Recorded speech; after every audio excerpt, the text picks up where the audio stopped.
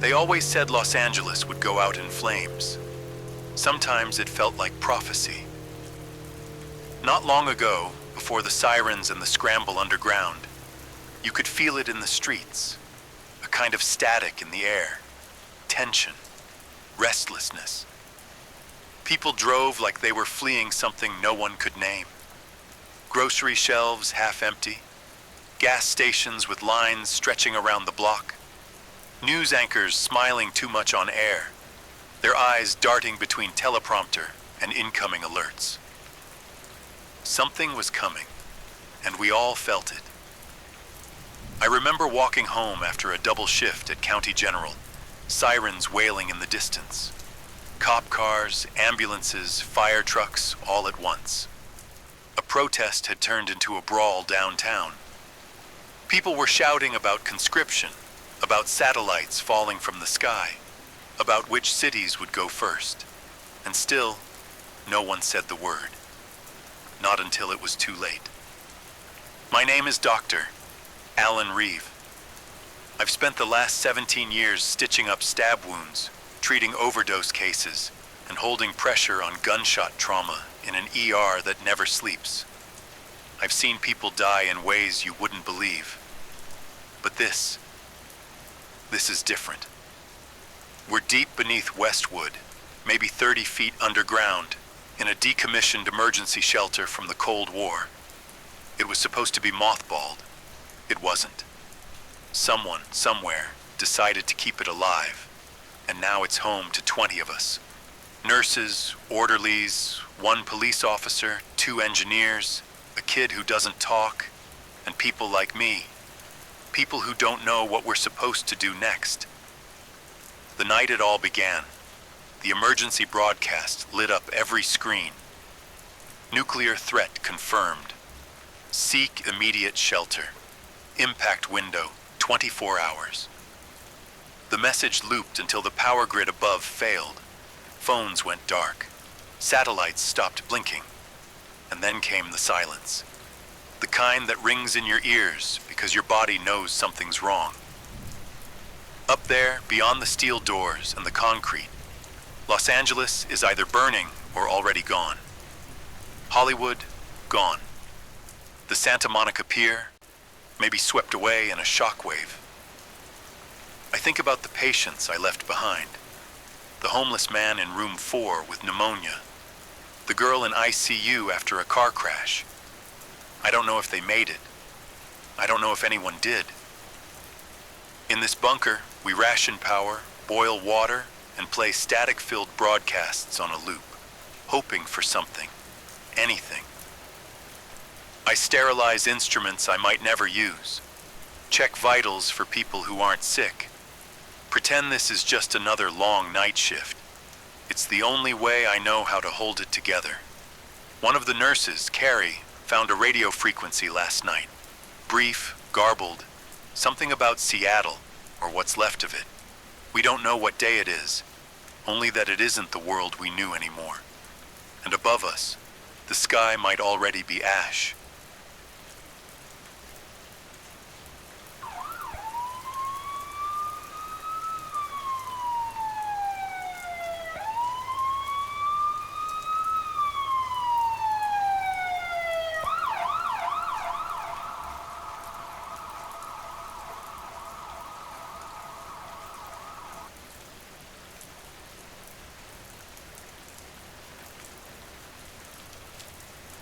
Before the first missiles were launched, before the cities turned to smoke and rubble, the world was already cracking. I remember sitting in the hospital lounge on my overnight shift, watching the news flicker on the wall-mounted screen. It had become a routine, one I never wanted but couldn't stop. Every morning, new footage from the Baltic, from the Taiwan Strait, from the Arctic. Every headline colder than the last. Sanctions, skirmishes, provocations, retaliations, nations drawing lines in the sand and daring the others to cross. And we all knew someone would. It didn't happen overnight. It was years in the making. Trade wars evolved into cyber attacks. Proxy conflicts became open battles. Treaties crumbled. one by one. The old world order, fragile as it was, collapsed like a house of cards in a storm. I'd hear it from my patients too. People weren't just coming in for chest pain or broken bones. They came in with anxiety, insomnia, panic attacks. There was this collective breath being held across the city. Some tried to drown it in work, in parties, in distractions. Others stocked up on supplies or whispered about safe houses in the desert. No one said it out loud, but everyone knew. Something big was coming. I remember one night, a man in his 70s came in with a minor stroke. When I told him he was stable and would recover, he looked me dead in the eye and said, "I survived the Cold War. This time we won't be so lucky." He said it with such calm certainty that I couldn't even reassure him. As the months passed, that quiet dread began to seep into everything. You could feel it in traffic, more aggressive, in supermarkets, emptier shelves, even in the silence between conversations. And then one day, the news changed its tone. It wasn't if anymore, it was when. The alliances fractured and the global balance tipped. First came the strike in Eastern Europe, then the blackout in Tokyo, the retaliation over the Atlantic. In a matter of days, dominoes fell across the globe. Supply chains collapsed, financial markets crashed, and major cities started to shut down. Not from viruses or protests this time, but from fear of incoming warheads. Los Angeles, this sprawling, shining symbol of the West, was suddenly no longer untouchable. Fighter jets over the Pacific, false alarms, real ones. Then came the evacuation orders. Not everyone got out. I stayed. I had to. I had patience. I had my oath, and to be honest, maybe part of me wanted to witness the fall, to understand it. Or maybe I was just tired of pretending everything was fine.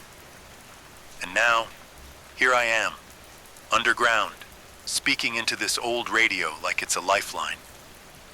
Listening for any sign that someone else made it, that the world still has a heartbeat. Because when the world finally caught fire, it wasn't a surprise. It was a slow burn we all watched and ignored until it was too late.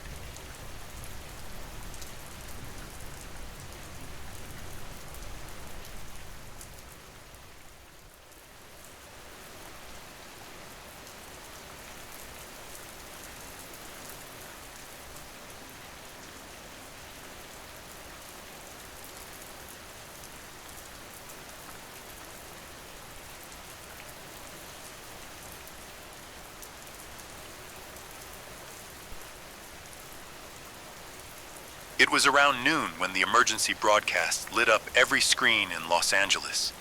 TVs in diners, phones in people's hands, massive LED panels on the sides of buildings downtown. The voice was cold, measured, and unshakably official. Attention. This is a national emergency. Intelligence confirms the likelihood of a nuclear strike on American soil within the next 24 hours. All civilians are urged to proceed to designated shelters immediately. I was in the hospital cafeteria when it hit. People stopped mid-bite. Phones dropped. Silence took over like a slow-moving fog. Then, chaos. I remember the woman sitting across from me. Her tray fell to the floor as she bolted out, screaming. Nurses tried to call their families. Some just froze. Even the doctors, the ones who are trained to stay calm in any crisis. We just stared at each other. I rushed to the ER. We had patients who couldn't move, couldn't breathe on their own, couldn't be left behind. But what do you do when the clock starts ticking louder than your heartbeat? I stayed for another hour, helping where I could, stabilizing those who might stand a chance if the worst came after the warning. And then I made the choice. The bunker wasn't mine. It belonged to a patient of mine, a paranoid man with too much money and too much time. He told me about it months ago, after a routine checkup. "Doc, when the world ends, and it will, you'll remember me. Just knock 5 times." At the time, I laughed. Now, I wasn't laughing. The roads were packed. Horns, sirens, helicopters. People were already looting gas stations, dragging children through crowds, shouting into phones that didn't have signal anymore. The sky, it looked too clear, too peaceful, a cruel contrast. I grabbed a few supplies, my med bag, bottled water, a photo of my daughter from my desk drawer. I didn't have time to get her. Her mother had taken her upstate weeks ago. I just hoped she was far enough away. By the time I reached the hills outside LA, night was falling, and the orange glow of the city behind me looked more like fire than sunset. I knocked on the bunker door 5 times, and it opened. Now, I'm here. A concrete room buried under the earth, surrounded by strangers and silence, counting down the hours and clinging to every crackling word from the radio, waiting for the world to end.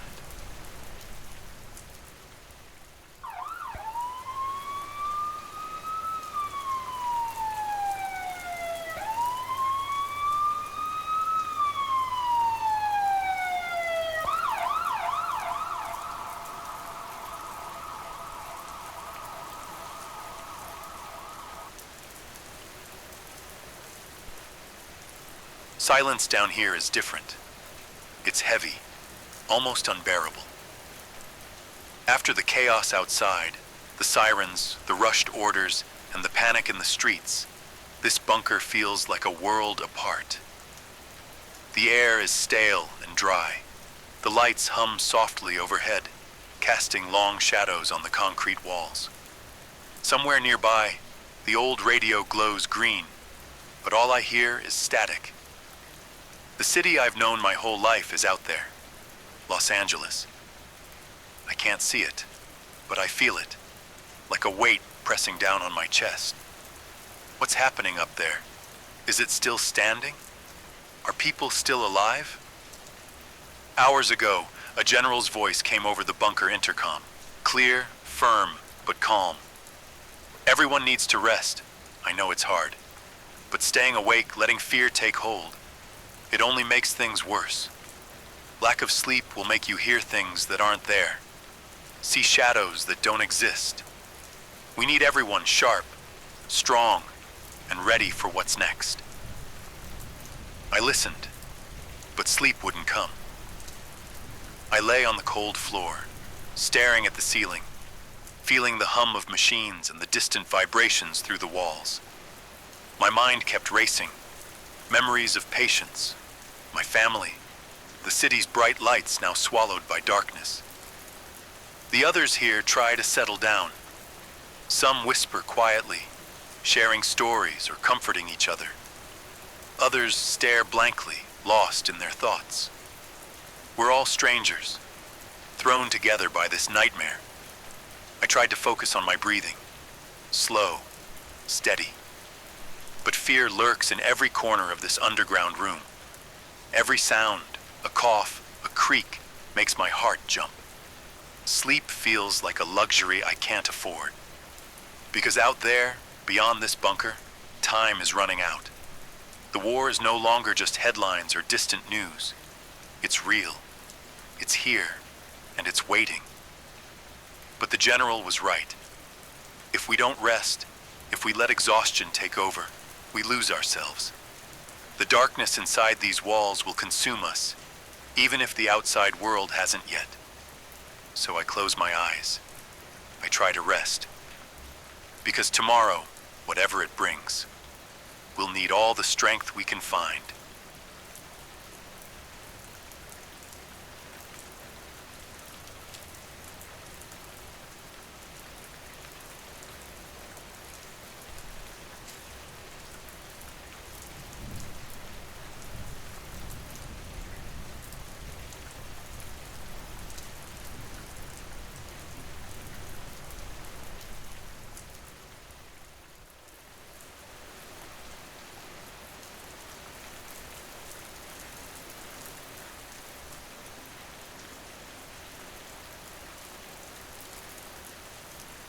1 hour remains, the final 60 minutes before everything changes.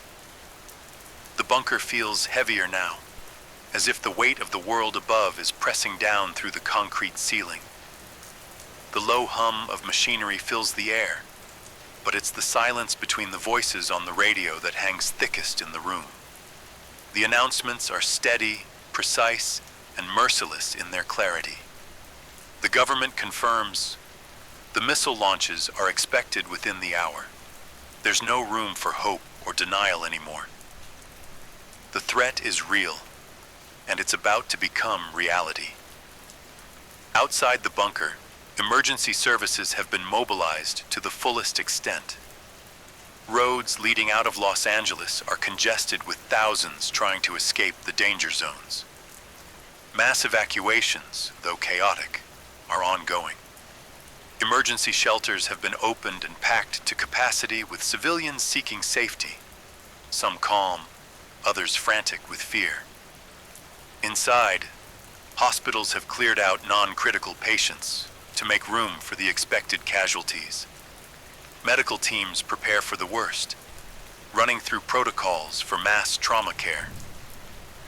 I keep my medical bag close, knowing that soon it might be the only thing between life and death for some. The city I've known all my life, the sprawling urban landscape, the lights of downtown, the quiet streets of my childhood neighborhood, is now a marked target on classified maps. Military strategists are racing to deploy interceptors and missile defense systems, but even they speak cautiously about their chances. Voices over the radio remind everyone, civilians must remain calm, stay in shelters, and follow official instructions. Yet calm feels impossible to summon. Anxiety twists in my stomach, gnawing at every thought. I glance around the bunker, faces etched with exhaustion and fear.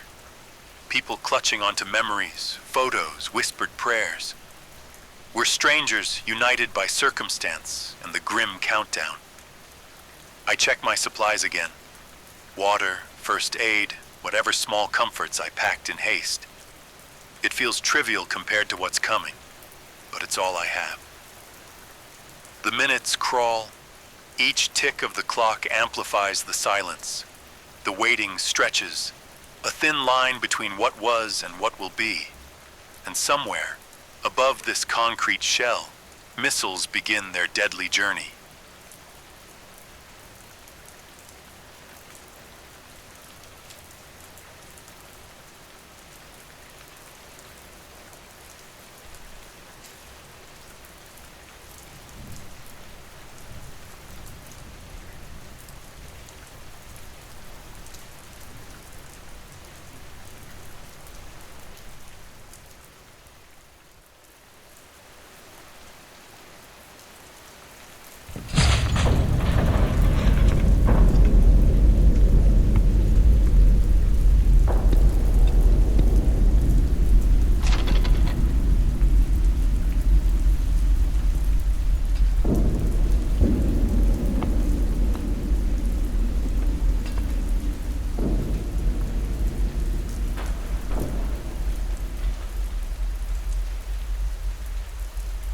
At 4:12 a.m., the ground began to tremble.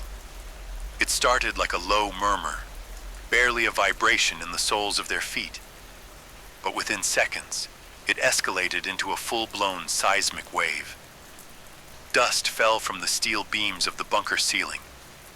The lights flickered, and then came the sound, deep, guttural, and rolling like thunder inside a canyon.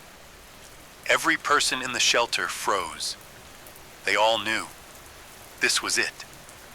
Above them, the city of Los Angeles was breaking apart. The first confirmed strike hit downtown Los Angeles. Observers monitoring satellite feeds described the flash as a blinding white flare that momentarily outshone the sun, even in the pre-dawn sky. The impact zone, centered near the Civic Core, instantly vaporized City Hall, the courthouse, and blocks of surrounding infrastructure.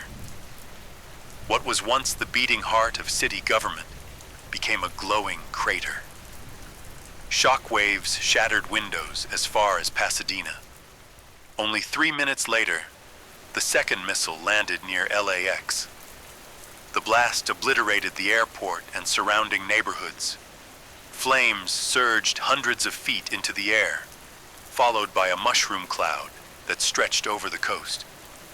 The airspace, already shut down hours earlier, was now nothing but dust and silence. The third and most devastating hit came at Santa Monica, targeting a suspected military facility hidden near the shoreline. Though civilians had long speculated about secret bunkers beneath the cliffs, the strike left nothing to confirm or deny. The pier, the beach, and the vibrant city that once embodied California's calm now burned, sending a wall of fire and debris into the ocean. Back in the bunker, the earth rocked with each impact. Walls groaned, a few children cried, someone vomited, and then silence. Not outside. Outside, the sky was surely screaming, but inside there was only stunned stillness. I slid down the cold wall, arms wrapped around my knees. Dust stuck to my sleeves, my skin, even in my mouth. Across the room, I could see the nurses, silent, pale. 2 families huddled near the storage cabinets, holding hands, eyes wide and hollow. One of the elderly patients kept whispering a prayer, over and over like a broken record. I didn't have the strength to say anything, but the words echoed in my head anyway, heavy and terrifying. It's happening. And somewhere in the distance, from above the layers of concrete and steel, a second tremor rolled in. Not another missile, just the echo of a dying city. Los Angeles, as they had known it, was gone.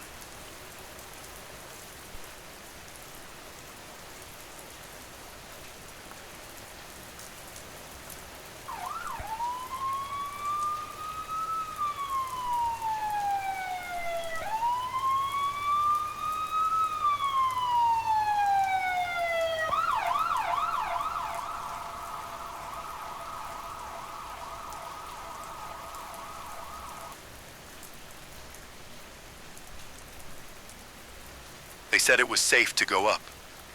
For now. No new sightings, no new descents. Just silence above ground, too quiet to be comforting.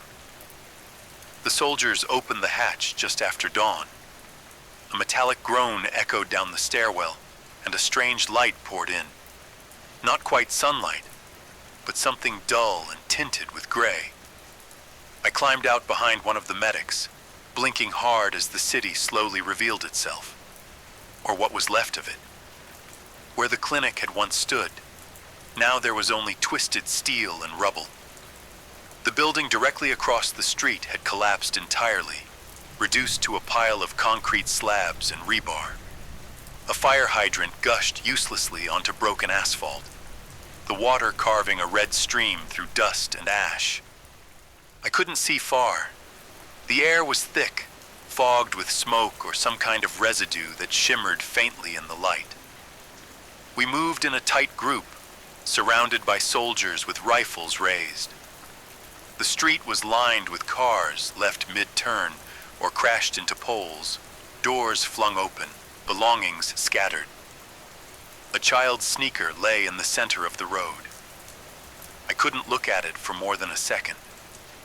Further down, the skeleton of a department store smoldered, glass shattered everywhere.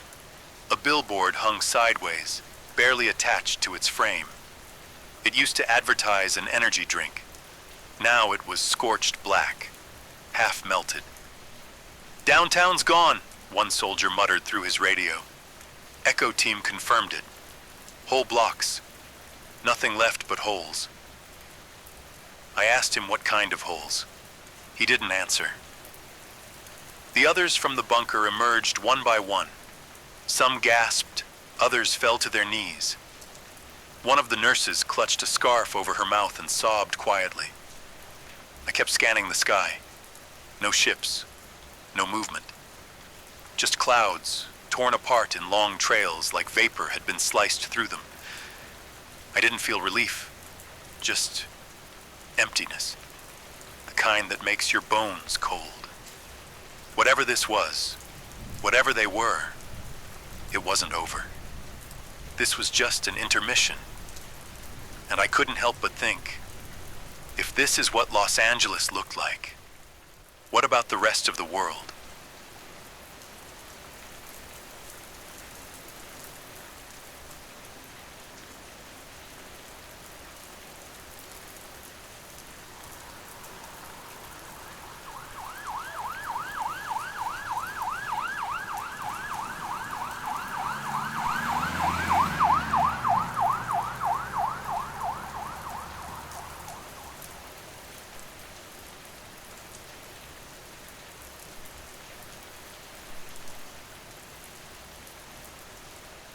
We were moving cautiously through the shattered remains of Griffith Park, the once green hills now scorched and silent. The cracked paths were littered with debris, the skyline of downtown Los Angeles barely visible through the thick haze that hung low over the city. The convoy slowed as a soldier pressed a hand to his earpiece. Moments later, he turned and announced quietly, "The plane's landed." That caught everyone's attention.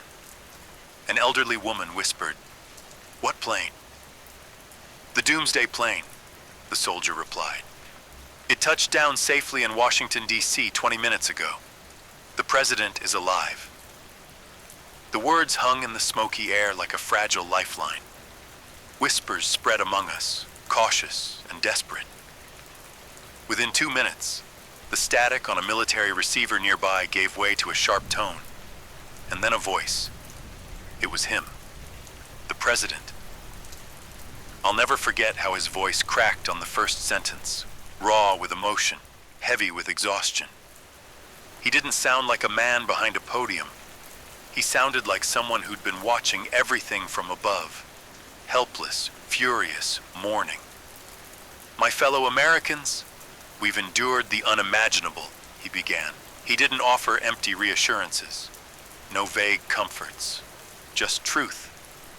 He spoke of the cities lost, the millions displaced, the brave souls who stood their ground, and the silence that had followed. And then he said it, clear as day, with the kind of weight only grief and fury can give a man. This atrocity will not be forgotten, and those who orchestrated it will not simply be found. They will be punished, severely. They will pay enormously, irrevocably, for what they've done to us. His words landed like thunder through the radio's battered speaker. For a long while, none of us spoke. We just stood there, wind brushing against our faces, the world quiet and broken. But in that moment, something shifted. Not hope, not yet, but maybe the beginning of it.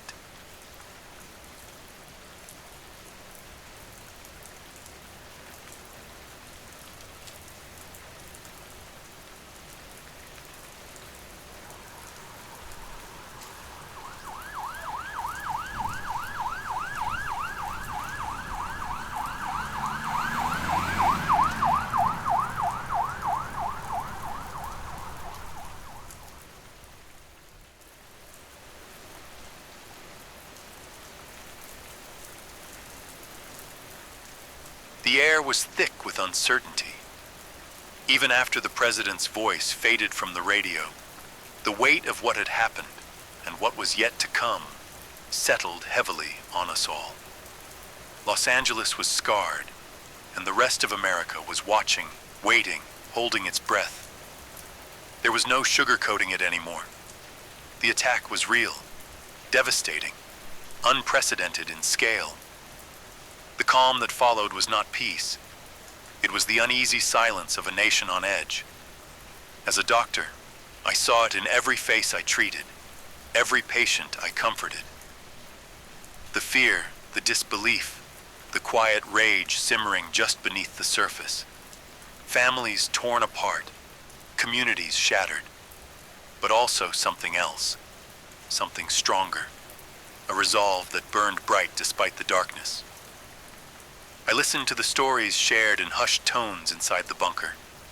Memories of loved ones lost, of neighborhoods erased, of futures stolen. Yet beneath those stories was a steadfast promise, whispered and shared alike. America will remember. This was not just an attack on buildings or infrastructure. It was an assault on the spirit of a people. But that spirit, resilient and fierce, was far from broken. We are a nation forged through adversity, tested time and again. And though the ground beneath us trembled, though the skies rained fire, the heart of America beats on. The question now is not if we will recover. It's how and when. Outside these walls, the world has changed. But inside, the fire of determination refuses to die. We may be shaken, we may be scarred, but we will never forget, and we will never surrender.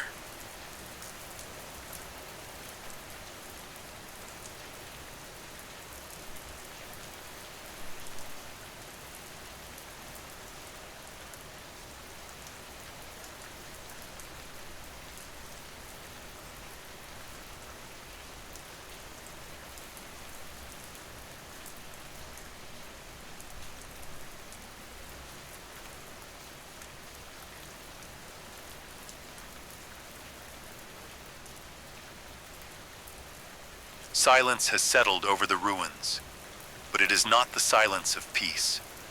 It is the quiet that follows a storm, a pause filled with shadows and questions no one can answer yet. The path forward is uncertain. What lies beyond this moment remains unclear. We have lost much, more than words can hold. Yet amid the rubble, something endures. It's the memory of those who stood firm, who refused to yield when everything seemed lost. It's the unspoken bond between strangers forced to rely on one another, in places like this bunker beneath Los Angeles, far from the broken world above. I don't know what tomorrow will bring. I don't know how long it will take for light to return, or if it ever will fully. But I do know this. Survival is more than just living through a moment. It is about carrying the flame forward.